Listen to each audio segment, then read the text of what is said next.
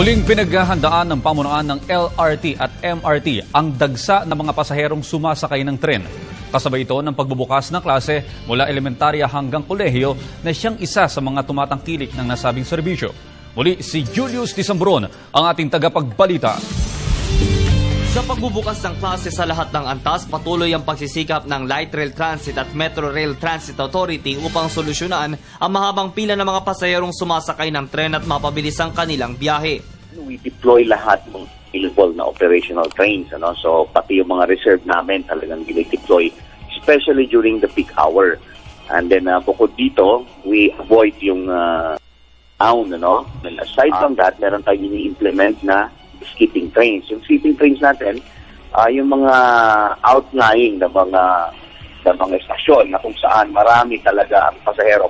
Nitong mga nagdaang buwan, pumalo sa higit 1 milyon ang nadagdag sa ridership ng dalawang mass transit ng bayan.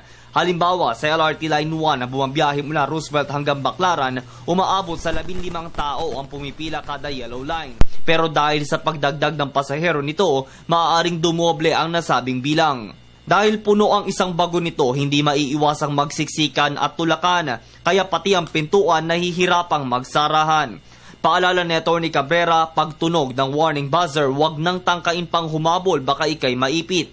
Sa mga nasa loob naman, huwag sandalan ng magkabilang pinto para maiwasan ang anumang delay sa biyahe. Pag naiiwasan din natin ang overloading, naiiwasan din natin ang yung breakdown ng ating mga tren. Kasi kalimitan, ang cost ng breakdown ng tren natin is yung pumapalya yung sensor ng pintuan. Kapag pumalya na yung sensor ng pintuan, automatic tatakbo yung tren natin at tuluyan na itong mag-breakdown. Bilang sagot, may passenger load limit na rin ipinapatupad ang ahensya upang maiwasan ng puno ang mga istasyon. Sa mga isyong pangseguridad naman, wala silang pinipiling araw sa pag-heighten alert upang hindi na maulit pa ang ilang malagim na insidente sa loob ng tren, gaya ng pagsabog sa Blumentritt Station noong taong 2000 at pagtalon sa mga riles. Nag-i-implement tayo ng crowd control para maiwasan yung tulakan, yung mga balyahan at tapos yung gulang sa loading platform natin.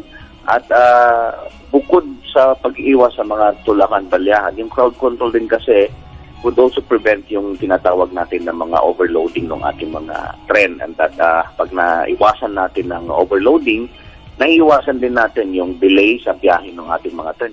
Para sa Telebisyon ng Bayan, ako si Julius Tisambron.